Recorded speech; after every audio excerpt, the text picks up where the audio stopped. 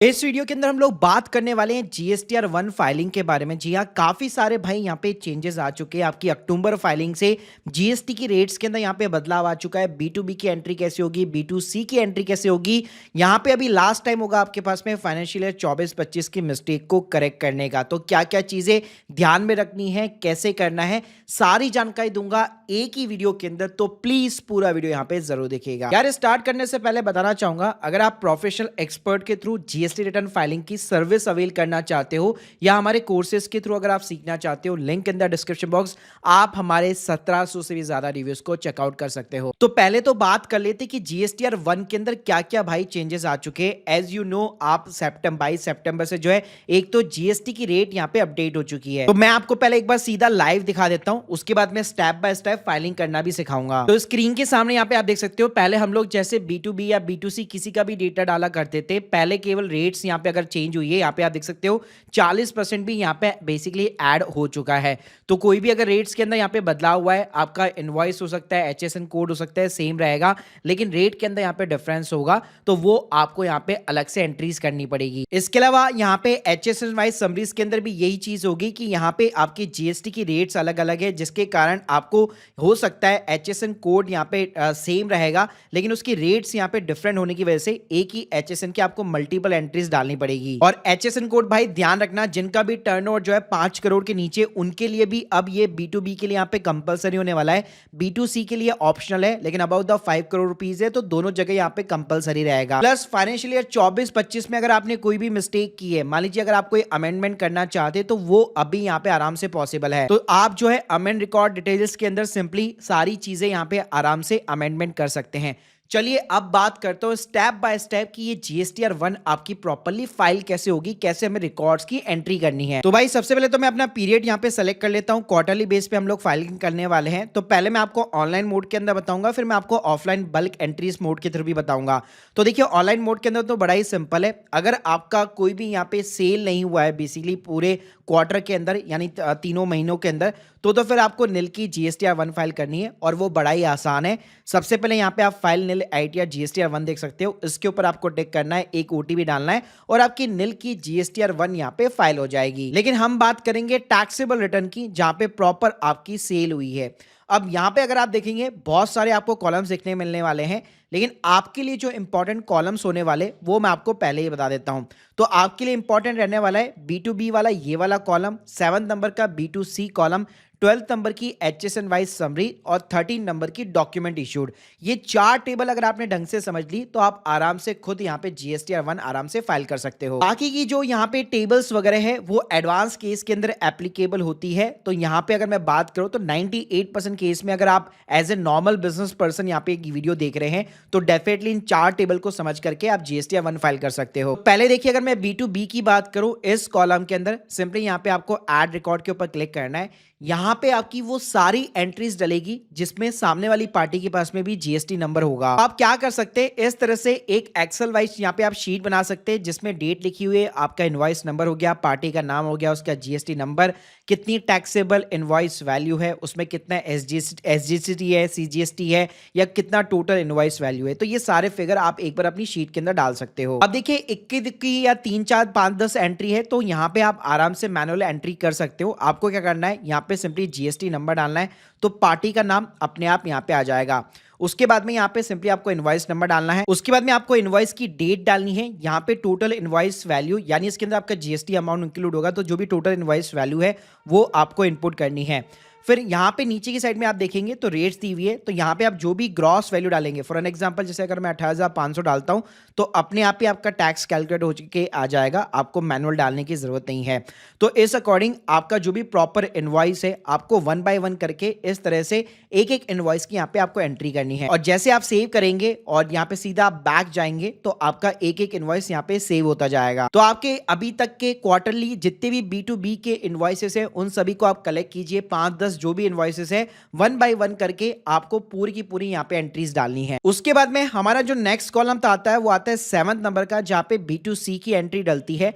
यहाँ पे आपको 1 बाय 1 करके एंट्रीज डालने की जरूरत नहीं है। B2C क्या मतलब, सिंपल सा ये है कि जो सामने वाली पार्टी है, जो एंड कस्टमर है, उसके पास कोई भी जीएसटी नंबर नहीं है, तो वो रिटेल के अंदर अगर आप माल बेच रहे हैं या स्टेट वाइज यहाँ पे मान लीजिए अपने ही स्टेट के अंदर बेच रहे हैं या अक्रॉस द इंडिया सेल कर रहे हैं, तो यहाँ पे आपको जो डेटा एंटर करना है 1 बाय 1 इनवॉइस की जगह आपको यहाँ पे स्टेट वाइज जो है डेटा एंट्रीज करनी है। जैसे एग्जांपल देता हूँ, जैसे मान लीजिए मैं राजस्थान बेस यहाँ पे जो है मेरे पास जीएसटी नंबर है जिसके अभी मैं फाइलिंग कर रहा हूँ और वो बंदा जो है राजस्थान के अंदर ही यहाँ पे डील करता है। तो राजस्थान के जितने भी कस्टमर को एक क्वार्टर के अंदर उसने जितना भी टैक्सेबल उसका वैल्यू बना है या जितने भी इनवॉइस या जितना भी सेल हुआ है वो मेरे को यहाँ पे डालना है। तो मान लीजिए जैसे मान लीजिए 4 लाख रुपए का अगर टैक्सेबल वैल्यू का सेल बना है और 5% का टैक्स रेट है तो ऑटोमेटिकली यहाँ पे टैक्स रेट आ गया। तो इस तरह करके आपको स्टेट वाइज यहाँ पे एंट्रीज डालनी है। ऐसे मान लीजिए मैं दिल्ली के अंदर भी यहाँ पे सप्लाई करता हूँ तो मैं यहाँ पे प्लेस ऑफ सप्लाई में दिल्ली चूज कर लूंगा। दिल्ली के जितने भी कस्टमर को मैंने क्वार्टरली बेस पे जितने भी इनवॉइस वगैरह इशू किए उसकी जितनी भी टैक्सेबल वैल्यू है जिसके अंदर जीएसटी का अमाउंट इंक्लूड नहीं होना चाहिए वो यहाँ पे आपको एंटर करना है, आपको रेट डालनी है और ऑटोमेटिकली आईजीएसटी भी यहाँ पे कैलकुलेट होके आ जाएगा। तो इस तरह से यहाँ पे बस आपको फायदा ये मिलेगा कि 1 बाय 1 करके जैसे B2B के अंदर हम लोग एंट्री डाल देते हैं एक एक इनवॉइस की, ऐसे नहीं करना है। आपको सिंपली सबको कंबाइन करना है और स्टेट वाइज जो है पूरा का पूरा डेटा आपको एंटर करना है। अब उसके बाद में नेक्स्ट हमारा जो इंपॉर्टेंट कॉलम होता है वो आता है यहाँ पे 12 नंबर का, जहाँ पे आपको HSN वाइज समरीज डालनी है। अब देखिए हम लोगों ने 2 टेबल को भरा था, B2B को भरा है, B2C को भरा है। तो अगर आपके 5 करोड़ के नीचे का टर्नओवर है तो आपके लिए जो कंपलसरी है केवल B2B का HSN वाइज डेटा है, B2C का डालने की आपको जरूरत नहीं है। तो यहाँ पे ऊपर आप देखेंगे B2B B2C 2 टेबल आपको दी गई है। तो पहले हमें फिलअप करनी है B2B, अगर 5 करोड़ के नीचे तो आपको केवल यही टेबल केवल फिलअप करनी है। अब ये टेबल आपको फिलअप कैसे करनी है, तो सबसे पहले तो आपको अपना यहाँ पे HSN कोड वगैरह इंसर्ट कर देना है। उसके बाद में जितने भी आपने B2B के अंदर यहाँ पे इनवॉइस डाले थे, यानी हम लोगों ने जो फर्स्ट टेबल पकड़ी थी उसमें जितने भी आपने इनवॉइस डाले हैं उन सभी का आप टोटल लगा लीजिए। अगर एक ही प्रोडक्ट है, एक ही HSN कोड है तो आपके लिए काम बहुत ज्यादा इजी हो जाएगा। आप उन सभी का जितना भी टोटल टैक्सेबल वैल्यू है वो आपको सिंपली यहाँ पे इनपुट करना है। जैसे मान लीजिए अगर मेरे पास केवल एक ही इनवॉइस है तो मैंने जैसे एंट्री मैंने डाली थी उसका स्नैपशॉट ले लिया था और 5% का मेरे पास में यहाँ पे रेट है तो मैनुअली बेसिस पे मैं 5% यहाँ पे सेलेक्ट करूंगा और CGST SGST जो टैक्सेस वगैरह भी है वो भी यहाँ पे मैं मैनुअली पुट कर दूंगा। तो इस तरह से अगर आपका एक ही HSN कोड है तो बहुत ही बढ़िया बात है। लेकिन अगर डिफरेंट प्रोडक्ट्स है तो सभी के B2B के अंदर जो भी आपने इनवॉइस डाले थे उन सभी के अलग अलग आपको HSN कोड डालने पड़ेंगे और सभी की अलग अलग टैक्सेबल वैल्यू प्लस किस रेट के अंदर वो फॉल करते हैं, कितना टैक्स बन रहा है, वो आपको यहाँ पे डिटेल्स डालनी पड़ेगी। प्लस अभी चेंज ये आएगा कि लेट सपोज अगर आपका एक ही HSN कोड है लेकिन लेट सपोज पहले ये 5% में था, अब मान लीजिए ये 18% के अंदर फॉल कर गया या रिवर्स कर गया है बेसिकली, तो उस केस के अंदर सेम HSN कोड आपको एंटर करना है और रेट जो है यहाँ पे आपको डिफरेंट सेलेक्ट करनी है। बस आपको मेक श्योर करना होगा कि टेबल 1 के अंदर हम लोगों ने जो डेटा डाला है उसका टोटल जो है यहाँ पे आप जो HSN कोड वाइज जो एंट्रीज डाल रहे हैं उसके साथ में मैच होना चाहिए। यानी यहाँ पे जितनी भी आप HSN कोड डालेंगे सभी की टोटल टैक्सेबल वैल्यू और ये जो टैक्स का अमाउंट है वो आपके B2B के साथ में मैच होना चाहिए। इसके अलावा अगर मैं B2C की यहाँ पे बात करूं तो अबाउट द 5 करोड़ का टर्नओवर है तभी ये आपको जो है ब्रेकअप देना है, वरना आपको ये टेबल फिलअप करने की जरूरत नहीं है। यहाँ पे भी सेम फंडा रहेगा, आपको HSN कोड डालना है, आपके प्रोडक्ट वगैरह का नेम वगैरह हो गया और सेम आपका जो B2C के अंदर हम लोगों ने स्टेट वाइज जो एंट्रीज डाली थी उन सभी की टैक्सेबल वैल्यू और कितना टैक्स है, कौन सी रेट है, तो 1 बाय 1 करके आपको यहाँ पे एंट्रीज डालनी है। लेकिन ये सिर्फ उनके लिए जिनका about the 5 crore rupees turnover है। 12 नंबर की टेबल को ड्राफ्ट करने के बाद में आपको 13 नंबर की टेबल के अंदर आना है जहां पे आता है document issued during the tax period.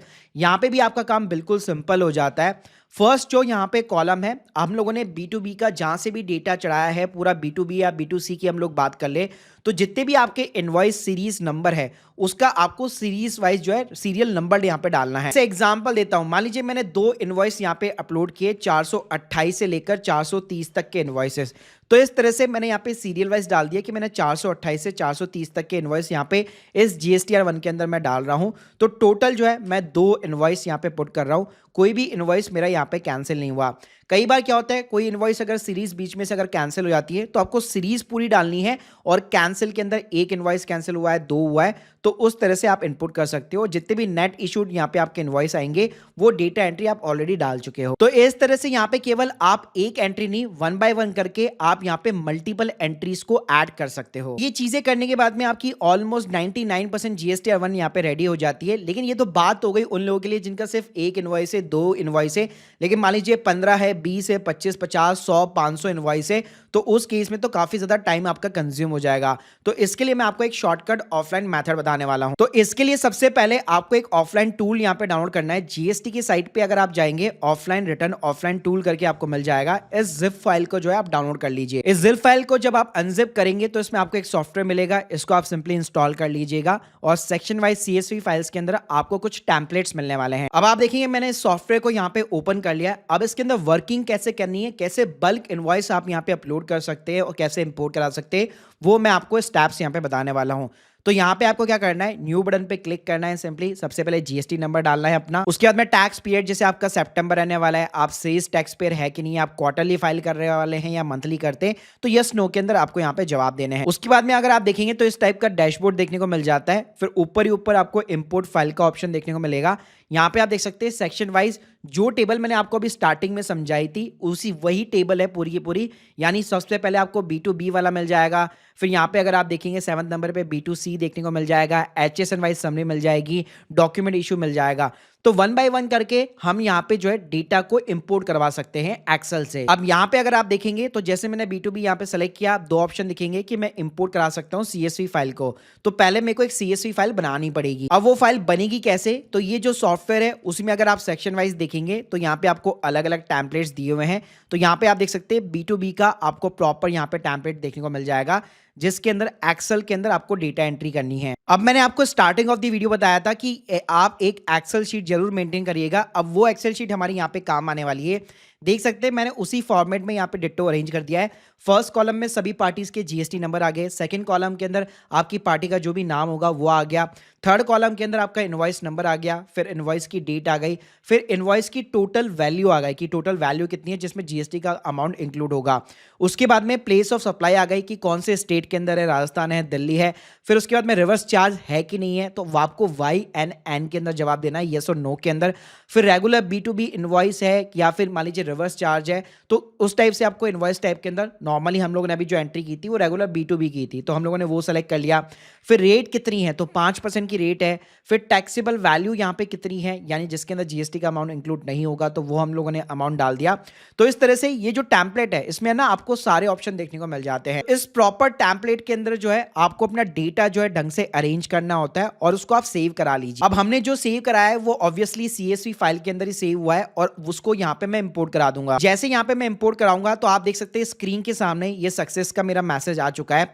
और यहाँ पे अगर मैं व्यू समरी करूंगा तो आप देख सकते हैं एक झटके के अंदर 8 इनवॉइस यहाँ पे इंपोर्ट हो चुके हैं। टोटल टैक्स का अमाउंट कितना बन रहा है वो भी स्क्रीन के सामने आ चुका है, जिसको आप क्रॉस वेरीफाई कर सकते हो। प्लस अगर आप बैक जाओगे तो आप ऑफलाइन के अंदर जो सॉफ्टवेयर है उसी के अंदर आप गवर्नमेंट का ये सॉफ्टवेयर उसी के अंदर आप पूरा डेटा भी वगैरह भी देख सकते हो। आप इसी तरह अगर मान लीजिए मेरे पास में बहुत सारे मल्टीपल HSN कोड है, उसकी मेरे को एंट्री डालनी है, तो वो भी मैं यहाँ पे ऑफलाइन कर सकता हूँ। यहाँ पे आप देख सकते हैं HSN का आपको प्रॉपर तरीके से टेम्पलेट वगैरह यहाँ पे प्रॉपर जो है प्रोवाइड वगैरह किया गया है, जो हम लोगों ने मैंने आपको भी ऑनलाइन डालना बताया था। तो सेम ऐसे ही यहाँ पे इस टेम्पलेट के अंदर आप अपनी वैल्यूज को सेट कर लीजिए। ऐसे ही जो डॉक्यूमेंट इशूड वाला कॉलम था उसके अंदर भी आपको इस तरह से टेम्पलेट देखने को मिल जाएगा। तो यहाँ पे भी आपको अपना डेटा वगैरह जो अरेंज करना है, जैसे मैंने अभी आपको ऑनलाइन बताया था, आप एक्सेल के अंदर ही आप मेंटेन कर सकते हो। तो आप क्या कीजिए, 1 बाय 1 करके जो भी आप इंपोर्ट कराना चाहते हो उसको आप सेलेक्ट कीजिए और इंपोर्ट करा सकते हैं CSV फाइल्स को। अब जैसे सारी चीजें हो जाती है उसके बाद में आपको क्या करना है, यहाँ पे व्यू समरी के बाद में यहाँ पे आपको एक जनरेट फाइल का ऑप्शन देखने को मिल जाता है और इस फाइल को एज ए JSON फाइल जो है आपको सेव कर लेना है। अब इससे फायदा आपको क्या मिलेगा, यहाँ पे आप देख सकते हैं जैसे मैंने वापस सितंबर मंथ ऑनलाइन सेलेक्ट कर लिया है। अब मैं ऑनलाइन की जगह ऑफलाइन के अंदर जाऊंगा और उस JSON फाइल को यहाँ पे अपलोड कर दूंगा। यहाँ पे आप देख सकते हैं एक झटके के अंदर आपकी JSON फाइल यहाँ पे अपलोड हो चुकी है। कोई एरर आएगा तो एरर की रिपोर्ट्स वगैरह भी आपको प्रॉपर बता देगा और इससे फायदा आपको ये मिलेगा, आप ऑफलाइन की जगह वापस अगर आप ऑनलाइन टैब के अंदर जाएंगे, आप देख सकते हैं हमने कोई यहाँ पे मैनुअली डेटा एंट्री नहीं की।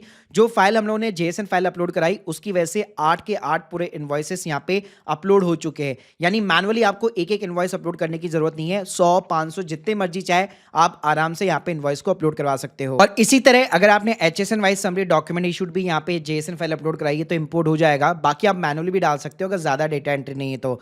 बस अब लास्ट में यहाँ पे जनरेट समरी कराना है और उसके बाद में आपको बैक आना है वापस, तो यहाँ पे रेडी टू फाइल का स्टेटस आ जाएगा। फिर वापस आप अंदर जाइए, सिंपली आपको proceed to file and summary button पे क्लिक करना है और यहाँ पे आप अपनी प्रॉपर पूरी समरी देख सकते हैं कि मेरी इतनी यहाँ पे B2B की वैल्यू है, कितना मेरा IGST है, CGST है, SGST है। फिर नीचे की साइड में अगर आपकी HSN वाइज समरी अगर आपने इनपुट की है तो वो भी आपको प्रॉपर B2B भी दिखा देगा, B2C भी दिखा देगा। और मैंने बताया था कि वो ऊपर के साथ में मतलब जो टेबल्स है उसके साथ में मैच होनी चाहिए। और उसके बाद में यहाँ पे आपको डॉक्यूमेंट इशू की भी समरी वगैरह दिखा देगा, कितने इनवॉइस वगैरह है। उसके बाद में सिंपली आपको फाइल स्टेटमेंट बटन पे क्लिक करना है और बस लास्ट में OTP डालिए और सिंपली वेरीफाई कराइए तो आपकी GSTR1 यहाँ पे सिंपली फाइल हो जाएगी। गाइस ये था पूरा यहाँ पे प्रोसीजर बेसिकली। इसके अलावा GSTR3 भी कैसे फाइल होती है, टैक्स का पेमेंट कैसे होता है, जल्दी उसके ऊपर भी आपको मेरा फुल फ्लैश वीडियो देखने को मिल जाएगा। बाकी अगर आप एक्सपर्ट की यहाँ पे हेल्प लेना चाहते हैं बहुत ही अफोर्डेबल कॉस्ट के ऊपर 1700 से भी ज़्यादा रिव्यूज़ को चेकआउट कर सकते हो। आप हमारे कोर्स के थ्रू भी यहाँ पे सीख सकते हो। बाकी अगर आप लोग के कोई भी डाउट्स है कमेंट बॉक्स के अंदर ज़रूर बताइएगा। Thank you guys, thank you very much.